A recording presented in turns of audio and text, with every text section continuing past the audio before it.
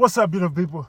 Listen, real quick, I just want to talk to you guys about fulfillment and just living a fulfilled life. So as it pertains to a fulfilled life, the way that I would define that, or the way that I would say that it looks like, is truly living a life where you feel like, yo, I'm exactly where I need to be, doing exactly what I need to do, helping exactly who I need to help, right? You live a life knowing that you're positioned to walk out purpose. You live a life where what you're doing on a daily basis is blessing you with peace, joy, love, and you just feel good about what you're doing, right? And it's three things that I believe aid or affect living a fulfilled life. And the first one is, I believe that living a fulfilled life is directly connected with your relationship with God. I think a relationship with Jesus Christ is mandatory in living a fulfilled life, simply because in order for you to feel fulfilled and to truly be fulfilled, you have to, one, know who you are, and you have to, two, be exactly where you're supposed to be. And it's impossible to be exactly where you're supposed to be if you don't know who you truly are. And the only way to know who you truly are is to be connected to the source, which is Jesus Christ, because he created you, right? And because he created you, he knows why he created you. And so in order for you to be in the career, the business, or position that he called you to be in, you need to go to him, build your relationship with him, so that when you hear his voice and he provides you with direction, you know it's him, and you start making moves to get you to and progress you to where God called you to be, right? Because that's how you get to fulfillment. Two, the second thing, it's necessary and mandatory for you to fall deeply, deeply in love with yourself.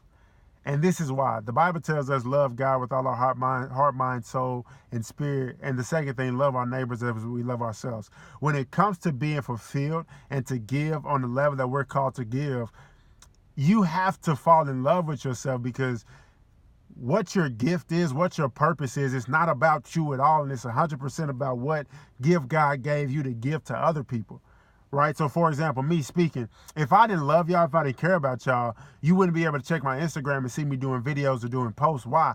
Because it's not about me. That's about me giving you guys the revelation that God gave me to help me out, that he desires to use through me to help you as well.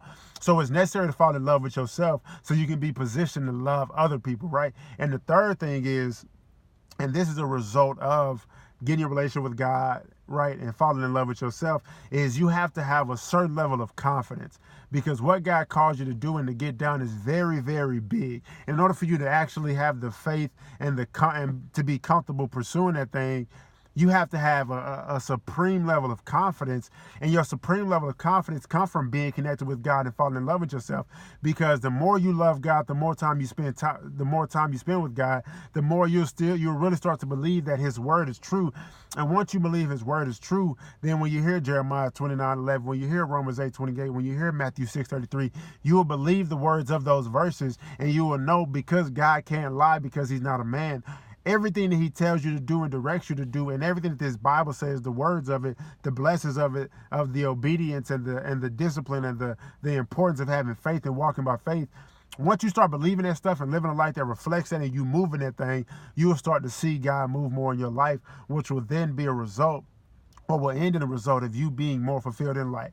Right? So once again, one, get your relationship proper with God. Get an intimate relationship with God. Spend quality time with him, because he will direct you to what you call to. Two, fall deeply in love with yourself, because what you're created to do has nothing to do with you and everything to do with you being an expression of God's love to and towards somebody else. And three, be confident. And the confidence comes from doing the first two things, because with the greatness that God has called you to, there's a certain level of confidence and perseverance that has to come with it. In order to get that, you have to know who you are and be connected to the source. Thank y'all so much for y'all time. I pray that this helped. I pray that this was an aid and this assisted you.